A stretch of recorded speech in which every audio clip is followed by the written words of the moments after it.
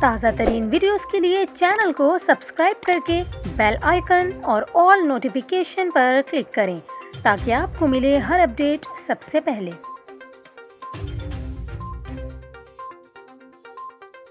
اور ابھی آپ کو بتائیں، امریکہ کے مختلف حصوں کو موسم سرما کے ایک بڑے طوفان کا سامنا ہے۔ غیر ملکی خبر رساں ادارے کے مطابق طوفان کے باعث امریکہ کے شمالی میدانی علاقوں میں برف باری اور بارشیں ہو سکتی ہیں۔ میڈیا رپورٹس کے مطابق لوزیانا، مسیسپی اور ٹیکساس میں 24 گھنٹوں میں 18 ہوا کے بگولوں نے تباہی مچائی، جس سے کئی مکانات تباہ ہو گئے، گاڑیاں الٹ گئیں اور 3 افراد ہلاک جبکہ متعدد افراد زخمی ہو گئے۔ ہوا کے بگولوں کی وجہ سے لوزیانا میں 45,000 سے زائد اور مسیسپی میں 9,000 سے زائد صارفین بجلی سے محروم ہو گئے۔ اس کے علاوہ میڈیا رپورٹس کے مطابق لوزیانا میں گورنر نے طوفان کے باعث ہنگامی صورتحال نافذ کر رکھی ہے۔ طوفان کے باعث پروازوں کی آمد و رفت بھی متاثر ہوئی ہے، جبکہ مختلف علاقوں میں برف باری کے باعث اسکولز بند کر دیے گئے ہیں۔